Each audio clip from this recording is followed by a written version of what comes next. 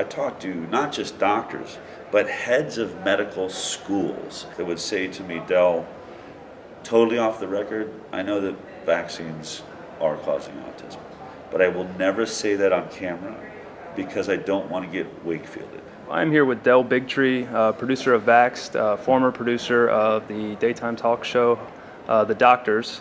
And I just want to say congratulations, on the success of the movie Vaxxed. You really caused some controversy, which I think was part of the goal, and it really brought a lot of attention to the issue of, what's going on at the CDC behind the scenes.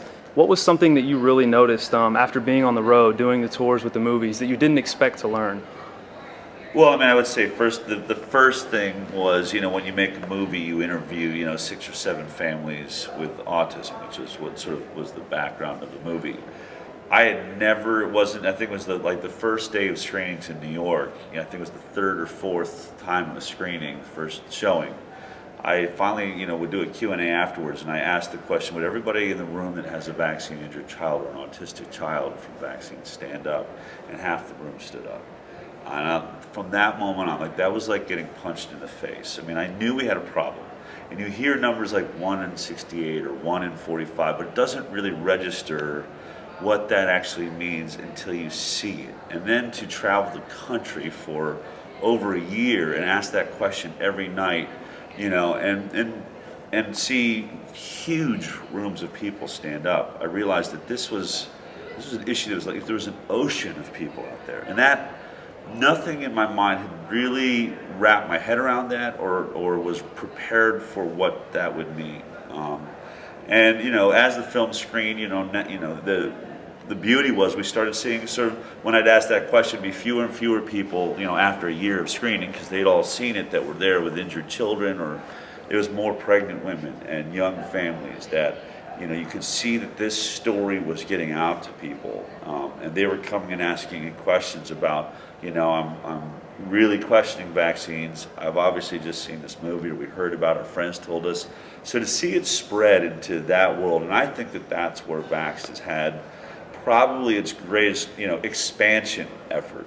We knew that there was a large choir out there of people who, they call them anti-vaxxers, but really they're ex-vaxxers. They were people who were so totally dedicated to the vaccine program that only left because they watched a tragedy take place after the vaccines. And I think that's something you have to, people have to wrap their heads around. These are not, the greater body of anti-vaxxers really were probably the most pro-vaccine people we've ever met.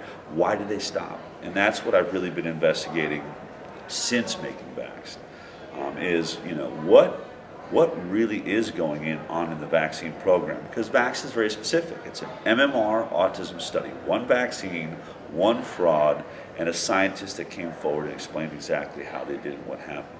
But for me, having left the Doctors television show where I celebrated the best that medicine has to offer, best doctors, best scientists, I'm a pro-science person. The question was, well, if the MMR is in question, what about the 16 other vaccines that our children are getting? And that's where my, I would say the last 2 years of my research and studies have gone. And it's worse than anything I could ever imagine is taking place. There's one quote that really stuck out to me that you said that you had doctors tell you when you were on the road, and it was that they said that they know that vaccines are causing autism, but they can't say anything because that their careers would be destroyed. Right. Can you talk about the magnitude of that? Well, they actually have a term for it. I've got, when we're trying to get leading authorities to come into the documentary, I had contacts because I worked on the Doctors. And the point, I'd made was I talked to not just doctors, but heads of medical schools, heads of top people in the training of our doctors that would say to me, Del, totally off the record, I know that vaccines are causing autism, but I will never say that on camera because I don't want to get Wakefielded. Meaning referencing Andy Wakefield, who had his career destroyed because he dared to look into the MMR autism connection. And I think that it's surprising to me how well that worked. that by destroying one doctor so completely, and when you think about the propaganda of it, what other news story have you ever heard about where every time there's a measles outbreak or someone gets sick in a neighborhood or a whooping cough, they keep talking about one doctor as though one doctor has affected the whole world? You know, that's what really sort of brought me to this conversation was, you know, why after 10, 12 years do I still hear about Dr. Andy Wakefield? There's something suspicious about that. This man has the longest lasting news cycle of anything we've ever seen in television. Something's wrong, but it's been effective. It effectively does scare doctors from coming forward. And we see it every time. Every time a movie star like Jenny McCarthy steps forward and says, my child's been injured by a vaccine, I'm having success healing my child, which is all she really, that's what she was focused on. She got her child back into school, got him functioning again, and we made her a bad guy. We made her a crazy person. We talked about how many, you know, shoots she had done without her clothes on, as though that had any bearing in what was taking place, but essentially set out to ruin her career. Rob Schneider never even made an anti-vaccine comment. He simply stood up and said we should have control over our children's bodies, decide ourselves whether we want to inject our children with certain products. And he lost commercials and had his career destroyed. This is a concerted effort. These people simply, even if it's just an opinion, even if it's a wrong opinion, why would you set out to destroy people's careers? Because it works. It scares everybody else from going near it. So we have a medical establishment now that is petrified to even look into it. You have science, like when people say, you know, you're anti-science if you're anti-vaccine or a vaccine skeptic. The truth is that science isn't being done because they're terrified. They are so terrified to do a study that would even question vaccines. You know, I'm going to be giving a talk that points this out, but they essentially decided inside of Health and Human Services and CDC that if we even ask a question of vaccines, if we pose a question or hypothesis to look into, that will weaken our stance that vaccines are safe and effective. Therefore, we must not ever even question it. And that's what it's become. It is a faith-based religion. It is not science. I can prove it to anyone that wants to sit in a room with me. Vaccine safety science does not exist. We do not do placebo-based, like inert placebo-based studies, where one group gets the vaccine and another group gets a saline or inert placebo, and we follow them through their lives to see who ends up being healthier. It has never been done. And people will say, sure it has. No, because when you go to the top professionals, they will end up saying, if you press them, I want to see an inert saline placebo study done like every other drug goes through that we give to every human being on the planet, except you're not doing it for vaccines. They will say, well, that's because it would be unethical to do that study. We are so convinced that vaccines are safe and effective that to have a placebo group that would not get that vaccine, we're talking about a brand new vaccine, by the way. I don't know how they determine it's the greatest thing known to man before anyone's even used it, but a brand new vaccine, they think it would be unethical to not give a placebo group the vaccine and follow them. So they just admitted right there, we don't do safety studies. And we've asked this question, I've worked with Bobby Kennedy, we have sat across from the heads of our health departments that say exactly that. It would be unethical to do the very study every drug goes through. And then you say, well, then let's do a retrospective study. You have databases of 10 million people at the CDC, something called the Vaccine Safety Data Link. Why don't you run a vax versus unvaxxed study in there? And they said, because we can't figure out a way to do it. So you won't do any pre-licensing safety studies, and you won't do a post-licensing. What's unethical about that? You have 10 million people in a database, all of their medical records, their names are disappeared, so it's not a privacy issue. You can't figure out how to compare the unvaccinated group of people in your 10 million with the with the vaccinated. That doesn't make any sense. So we have a problem. We have a problem that our entire regulatory health industry of the government of the United States is doing zero vaccine safety studies. Not before they put it on the market, and God help us, not after. We're not looking to see, is this rise in childhood chronic illness, which is going through the roof. Everyone knows it. We have ADD busting loose, diabetes, autism, you name it, neurological disorders. 1 in 6 kids has a learning disability. Something's gone wrong. And you're telling, and they say, well, we've extensively looked at vaccines. Total and complete lie.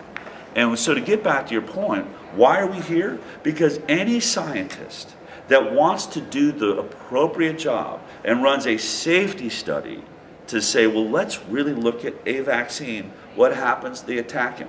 But it's still happening. Like 2 weeks ago, so case in point, you had a study came out by CDC scientists saying flu vaccine causes miscarriages. It's 7 times the amount of miscarriages in mothers who got the flu vaccine in their first trimester, especially following they had previously the year before got a flu shot. So if you get a flu shot the year before and then in your first trimester you get another one, you're 7 times more likely to have a miscarriage. And what did the entire industry do? What did every NBC, CNN, medical specialist get up and tell you? Forget about that study, go back to sleep, America, get your flu shot while you're pregnant. That's all they had to say. Like, well, we are gonna do more studies to see if we can disprove what that study showed. And I don't know what's gonna happen to the scientists that did that study. Because they worked at the CDC, they are solid scientists. Will they have a career after this? Probably not. You don't get away with that. Or they'll just wash it under and and what they're telling us is keep vaccinating because we have ongoing studies that should be ready by 2019 to see if that really was true. So that's where we're at. We used to have regulatory industries that would pull something off the market this moment they said something like that and said, let's continue studying. Let's look into this before any more people get injured. That's how it used to work. Get it off the market. 7 times increase in miscarriages. We're killing babies, fetuses. So let's pull it off the market and see what's going. And then we'll look at it and by 2019, if we have our answers, then we can put it back on the market, or maybe we've made it safer. Not anymore. Now it's, no, everybody, keep injuring your children, keep injuring yourselves while we continue to do our studies, which means you are a part of a giant experiment. We are a part of a massive human experiment with this vaccine program that's increasing the amount of vaccines every day. And people say, well, it's not an experiment, it's settled science. It can only be settled if the experiment has stopped. So I make this point. When you hear that there's mumps outbreaks all in every college campus or in the NHL of fully vaccinated individuals for the mumps, the MMR vaccine, they used to say 1 MMR made you immune for life to mumps, measles, and rubella. Then it was like, well, that's not working, let's go with 2. And now what are they saying about all these outbreaks? Now the CDC is recommending maybe we need to change it to 3. That is not settled science, because the settled science of yesterday was 2 vaccines does the job. Now they're going to try 3. That means you are now recognized as just being an experiment. They don't know. And they're admitting it more and more in studies after studies. In articles coming out, Boston University last week said that the whooping cough vaccine may be what's causing our outbreaks now. And the writer, a scientist, said, we layered assumptions upon assumptions in the science around the whooping cough vaccine. And those assumptions appear to be proven to be wrong. So when people tell me the science is settled, they are either totally uneducated or they're lying. You know, I'm still confident that the message is getting out, and I think more and more people are becoming aware because of the film and because of these studies and the brave whistleblowers that we do have. But we've still got the issue where mothers and parents are bullied into vaccinating their children. What message would you give to people out there that are kind of being strong-armed into doing this? Get rid of your pediatrician. You don't need them. I think the pediatrician is going to prove to be one of the most useless medical professionals in the world. They don't really do anything for you. They're really designed to inject your child with vaccines. So if vaccines prove to not be the safe and effective mode of health that we were told they were, then what else does a pediatrician do? They measure their head, they weigh them, that can happen anywhere. Your chiropractor could do that. So I think that what you have is you have a profession fighting to keep itself relevant. They're not fighting for you. They're not fighting for the health of your child. They're fighting to hold on to a career that is crumbling before their eyes, because the very thing, and by the way, you would think that since all they do is vaccinate, and that's really all that they do as a profession, they would understand how vaccines work. And you can talk to almost any pediatrician. They can't name the ingredients in it. They don't know what studies have been done on it. What they will tell you is the science is settled. Trust me, vaccines are safe and effective. That's all they got. It's a bumper sticker. They have no knowledge. They spent about 4 hours in college, just studying vaccines, and that was essentially just this repeating mantra: vaccines are safe and effective. If someone challenges you on that, you tell them that they're safe and effective and all the science proves it, and to stop asking that question or they're going to have to leave your practice. And they're bullied out of their practice, or they're bullied into vaccinations. But on the shoulders of all of those pediatricians will be the demise of a generation of children, and they will not escape it. In the end, I believe that every pediatrician will have a cross to bear, that they destroyed the lives of countless children, and I think arguably a generation. People need to wake up. Pediatricians are not educated on this. Most scientists aren't. They don't know the lies, and they don't know that the science isn't being done. It's not really their fault. At least it wasn't a year and a half ago when I came out with Vaxxed. Now, if you still refuse as a pediatrician to watch Vaxxed, if you still refuse to look at the science and the things that Bobby Kennedy and I are out there talking about publicly, and other doctors, and you have physicians for informed consent now, a massive group of doctors coming forward and saying we're questioning the safety of vaccines. If you are not investigating that, then you are as bad as anyone that destroys any child. You will not be saved because you're uneducated. Ignorance will not be bliss. Well, Del, I just want to thank you so much for your time. I know you've got a great talk coming up here at the Truth About Cancer conference. Where can people find out more about you? You've got a new show, I believe, called Highwire. Every Thursday at 11 a.m. in California time, we do an internet television show called Highwire. So you can find it at Highwire Talk. Or if you want to see everything I'm doing, the best thing is follow me on Facebook, at Del Bigtree on Facebook. That will get you to the shows I'm doing, where I'm speaking, the things that are happening. Yeah, the talk show's great. I get to interview lots of industry professionals and sort of rant and rave about the things that I've discovered every week. Awesome. Well, Del, thank you for your time, and thanks for what you're doing. You bet. Thank you.